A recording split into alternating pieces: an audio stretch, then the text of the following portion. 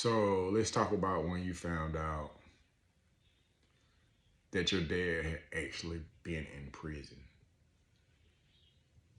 Do you know that daddy's been in prison? Yes. How do you know? My mommy told me, Amy told me.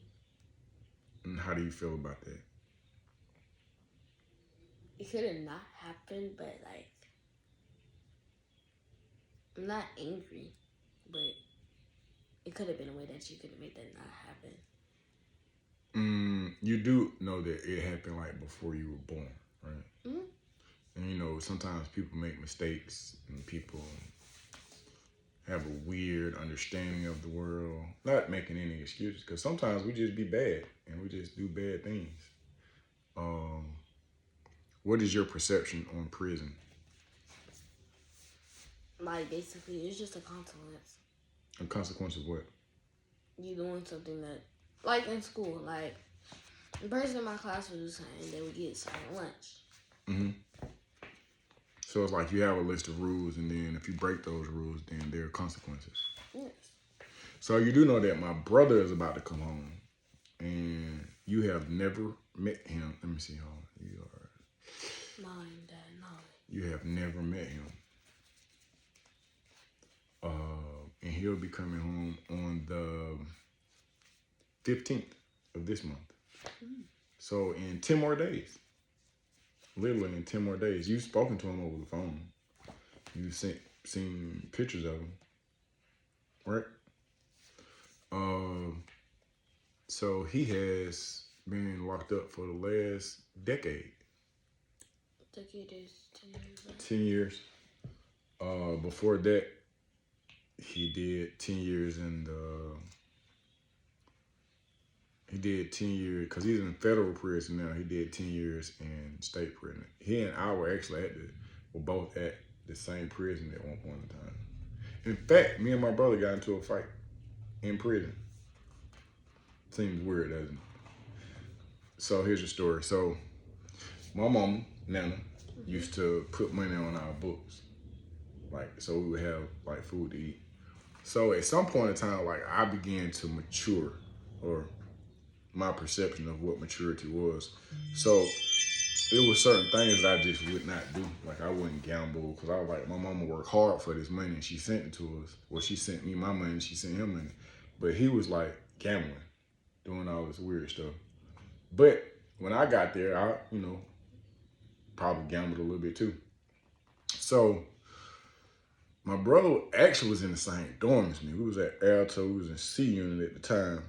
But I had calmed all the way down. Mind you, I had been locked up maybe like 5 or 6 years. So I was starting to dive more into what am I going to do when I get home. So I started reading more. I started applying myself more. I started thinking about plans. Mind you, but this dude is 18 years old and he not studying none of that. So he was gambling. How old were you? My bad. Okay, so let me see. So if he was 18, then I probably was like 26, 27, 25, 26, probably about 25, 26. So I was still relatively young, but just a tad bit more focused. So when he came, he used to gamble. Like, have you ever heard of me gambling? I heard of it, but I really don't understand what it is. No, have you heard of that? Okay, so gambling is like, I guess the lottery would be kind of like gambling. Kind of, sort of, but it's when you... like do stuff for money? Well, not, let's say, okay, so you have your book, I have my book. And then I'll say, if I can throw this pin, whoever can throw this pin the closest to that wall will win the other person's book. So some people might be like, okay, so they have gamble on the Falcons game. So like, well, if the Falcons wins today, then you owe me $5. If the Falcons lose, I owe you $5. That's gambling. So when you wager something, and that wage is based on the performance of yourself or something. So basically, how people play a game, man, you have to do like basically charades, spades or something like that. Spades or at that time they was playing poker or shooting dice. Or shooting dice. Whoever gets the largest number wins. Not exactly. You roll the dice and you try to come up with specific numbers, and people bet on those numbers and the probability of them. So my brother was gambling, and so at that particular time, I was not gambling, and I told my mom, I was like, "Hey, this dude here gambling, man. The amount of money that you send us is good enough, but he gambling, so you don't need to send him no money because he gonna try to get his. He got to get his off the curb because he don't want to do right." And mind you, I'm not pointing no finger at my brother, but he was just simply doing what I was doing, what I had done. But now I was in a place where I was starting to understand that you wasn't supposed to be doing it. And it was just time consuming. Like, nobody wins except for the person who owns the casino, in my personal opinion. Like, you don't hear me talking about gambling because it's just not. Good. Yeah, it's just not logical. Some people are good gamblers. That is not a good gambler. So I just don't gamble. So one day I come back from class, and mind you, because now that it's sending me money, I have food in my box. And I get to my box, and I got some food missing out my box. So the guy who slept up under me, he was just like, "Man, before you crank up, I just want to let you know that your brother been in here." So I go talk to my brother. He on some more stuff. He like, "Man, are you tripping at such and such, such and such, such and such? We got the same mama." So because prison or alto was a place where you had to be prepared and you had to think on all the time, like, and you got to be rough and tough, and you got to, you just got to be mentally sound. I punched him in the mouth. I punched your uncle in the mouth for a number of reasons. One, he stole from me. The most important thing though is that I wanted him to be able to handle himself physically, and I know that he wasn't cut like that. I know he wasn't ready to fight. So I was just like, I ain't gonna mess you up, but I'm gonna give you a run for your money. And then we fought. We really fought at Alto. After that, he never stole nothing out my box no more. But he still had a way of doing his own little thing where he had it figured out. And I'm not pointing no fingers at him because he was young, I was young, and it probably was a different way for me to handle it. But I wanted to make two things clear, that you got to be ready to fight. And bro, you cannot go in my box and steal nothing. You can't take nothing from me. That's not like how this works. I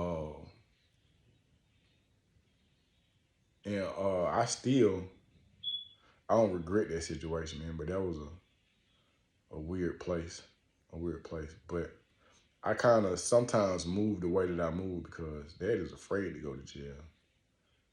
I stayed there. When I came home, the age that you're at now. 9. That's how old Dayana was when I came home. So she was born while I was there. So up until this point right here, I really didn't have no interaction with your sister. It wasn't until I came home, she was 9 years old, and then we kind of got to know each other. And in fact, the first time that we spoke to each other when she was 9 years old, she called me by my first name. Big facts. Because this is what her mama had told her to do. But I also understood that I had to earn the title of daddy. Like with you, I was the first person to hold you. Like, you've laid on my chest and threw up and boo-booed and all this stuff. We have a different kind of relationship now. Dayana kind of taught me how to be a father because all the stuff that you reap the benefits of, Dayana taught me how to do that. She taught me how to do that. But what do you mean by reap the benefits? Okay, so like, how old were you when you got your phone? 5. Me and Dayana went back and forth when she was in junior high and high school about the phone, and then when she got in trouble, I would try to take her phone, not knowing or not realizing that if you take her phone, how you gonna communicate with her? Also, you kind of on the spoiled side when it comes to certain things.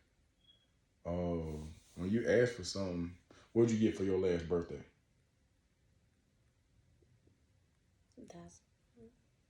I'm sorry, come again and say what? You got some money. Yeah. And every year you ask for something, you get it. But I try to be more in tune with what's going on. And when it come down to like eating and food, and when I say eating food, you be like, I don't want this. I don't try to make you eat that. I don't try to force that on you. Or I'll be like, well, if we going somewhere, I'll have you tell me where we going. Like look at the instructions. We go left, we go right. So when I say that you reap the benefits, I'm not trying to figure out fatherhood with you. I'm still learning. But with your sister, I was trying to figure out fatherhood. Like I was just at loss, especially when and you'll have one day have your mama talked to you about coming on your cycle? Okay, so when your sister came on her cycle, like this was my first time, but I had to go to the store and get her pads. Uh, Now I ain't had no problem with that, but it was just a new thing. And when she lost her virginity, like the first time when I noticed I wasn't talking to no virgin no more, oh, it crushed me on the inside because I was like, my child is having sex. Um, it's just a bunch of stuff. Like they come like you're 9 now, so when you get into your teenage years, you'll get a little attitude. You're gonna get a little attitude. I And already have that. yeah, I know. Some of that is arrogance, but then some of it is just you being female. Also, I understand the dynamic between with a mother and their child, especially a mother and their daughter.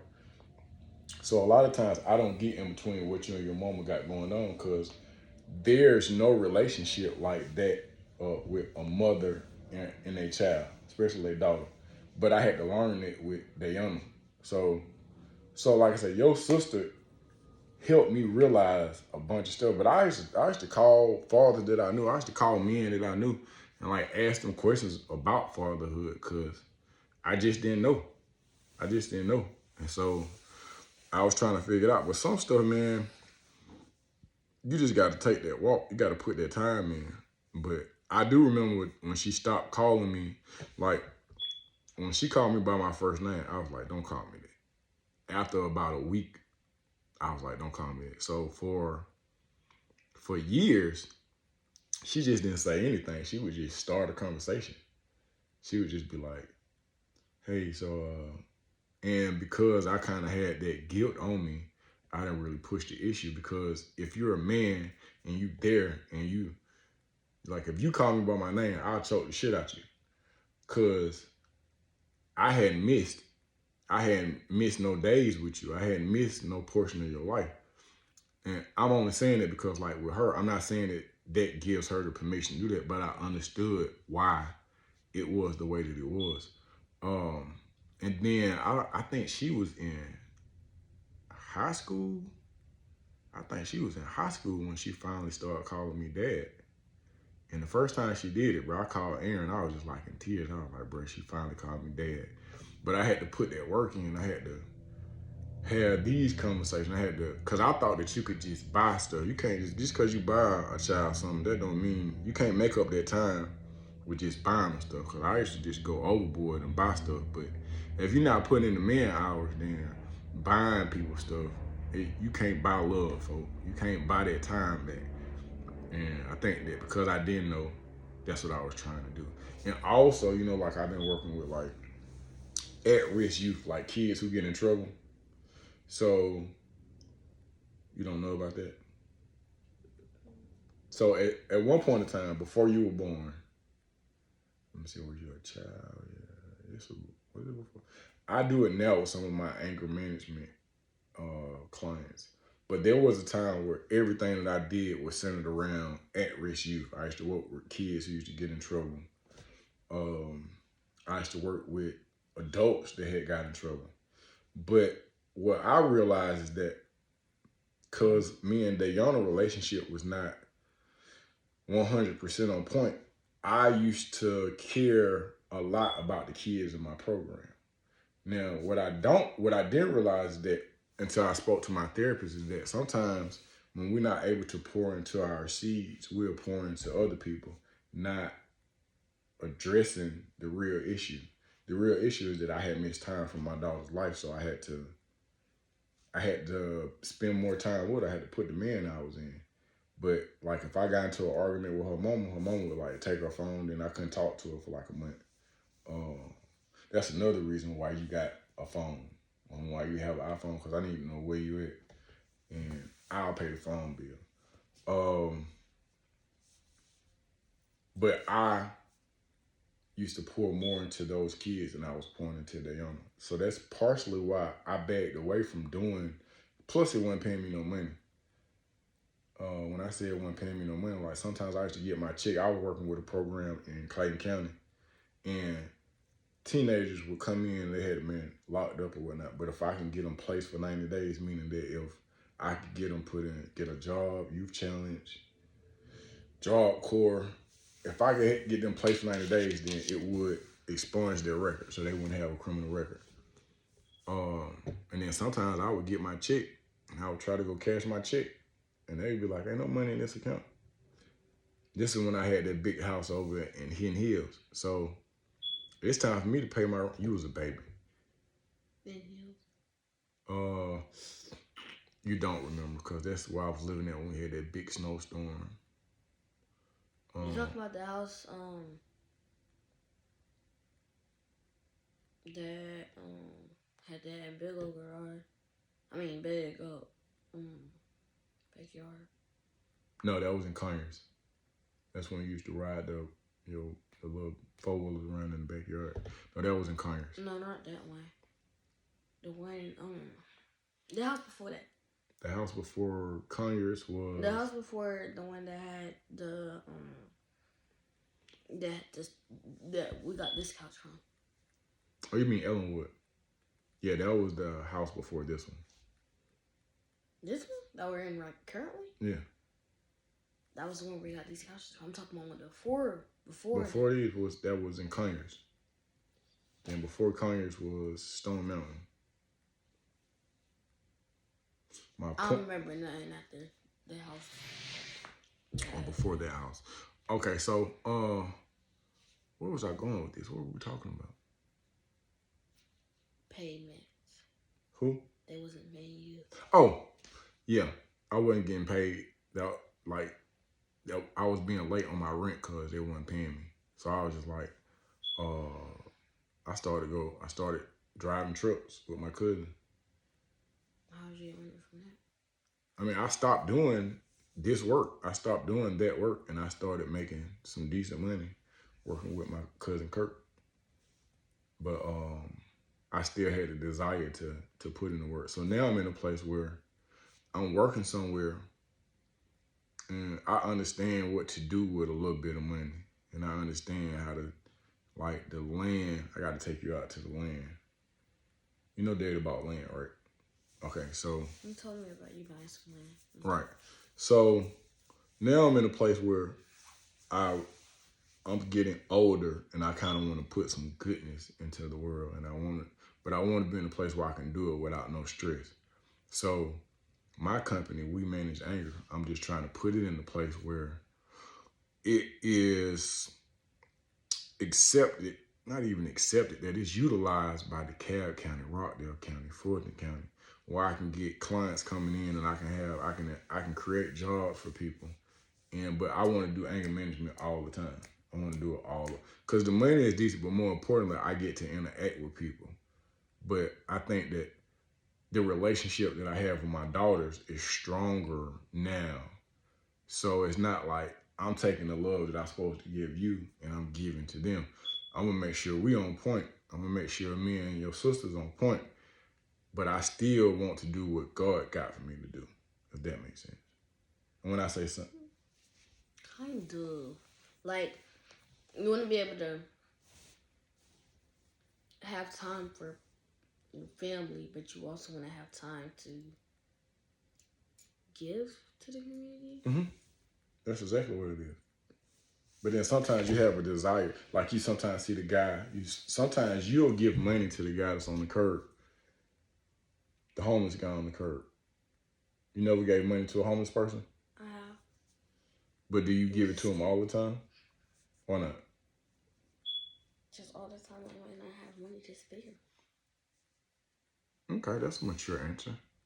But when you do it, you feel led to do it. You don't do it because people think you ought to do it. You do it because you feel like doing it, right? Yeah. So now God has placed on me like I feel like I always want to help. I feel like I always want to do something where somebody else is able to alter their actions. My goal is to try to keep people out of jail, keep them out of the decisions. I mean, keep them from making some of the bad decisions that I made, if that makes sense. Yeah. Yeah. So, you got anything else you want to discuss on this topic? Jail, stay out of jail, education. Oh, tell them what school you want to go to. Spelman. You already know you want to go to Spelman. We're going to make that happen. We're going to claim that. We're going to Spelman. Because when I went, Mm-hmm. I loved it. Like, the cafeteria was organized. It was quiet. Like, so let me get this straight. So you are basing your college education on the cafeteria? Are you serious, bro? What else? Tell me one more thing about Spelman that you like besides the cafeteria. it's the all-girls school. It's a HBCU. Okay then. What's a HBCU? A historical black college university. So do you think that you would join like a sorority? Do you know what a sorority is? AKA What? adults. So you already know how you want to play it. Because my mom, I'm not gonna talk about her, but my grandma's an AKA, and then it's a lot of people. It's this person in my school that's an AKA, and then the other teacher in my school is a Delta, I think. I think that whatever you decide to do, that you'll get it done.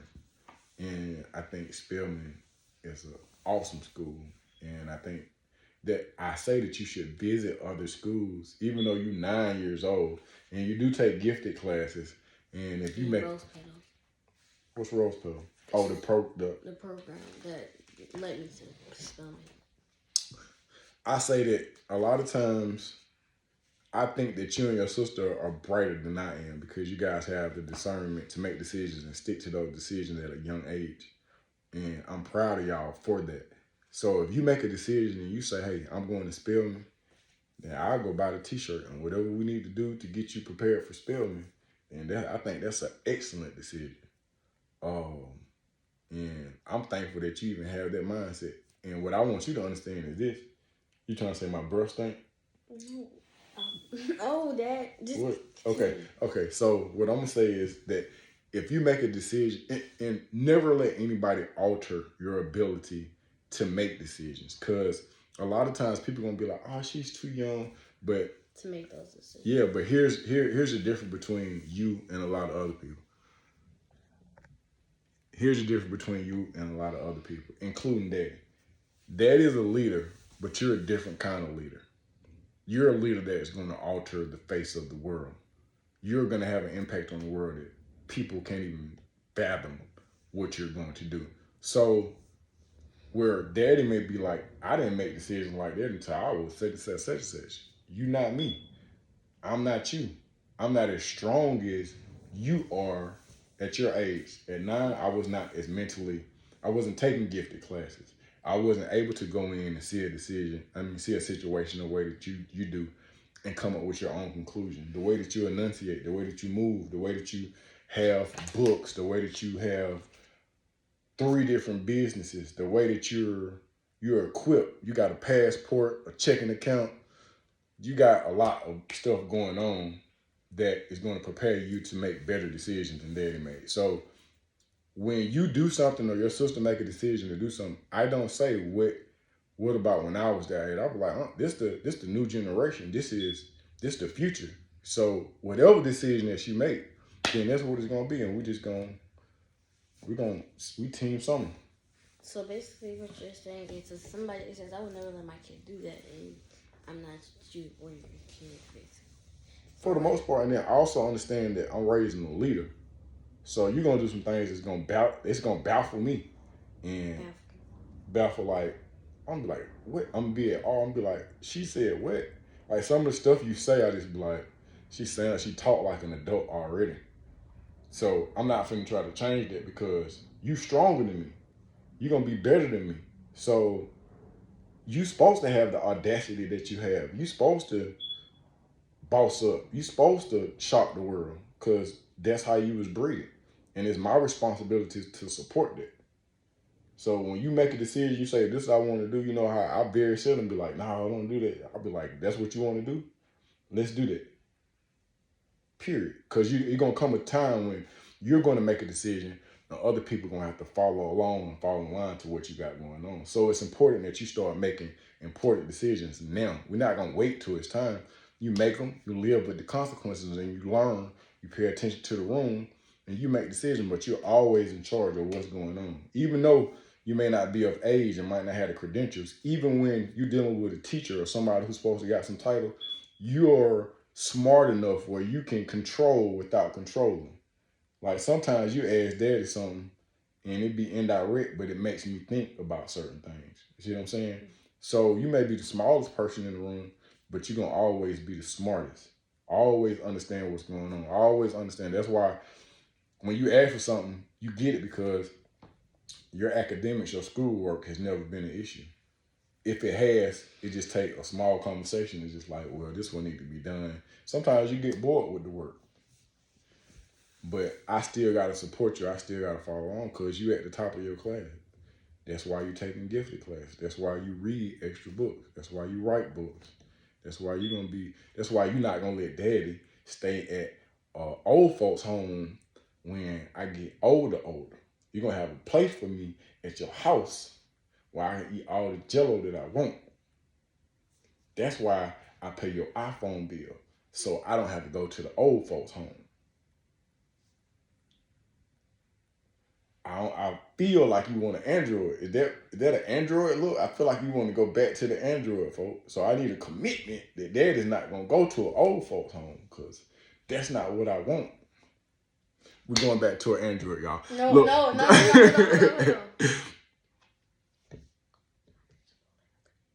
Can you do what? Chipotle. Yeah, we're going to Chipotle. You have to whisper that. We're going to Chipotle. Okay, look. We're going to log off. We've been on here about 30 minutes. This is my youngest shooter. This is Sommer Butler. Today is the best day of my life. Tomorrow's not promised. Sometimes you got to do your little dance while they still playing your song. Peace out. Don't say peace out to the people. Power to the people. You still did the same, please. Power to the people. Power to the people. Bro, we out.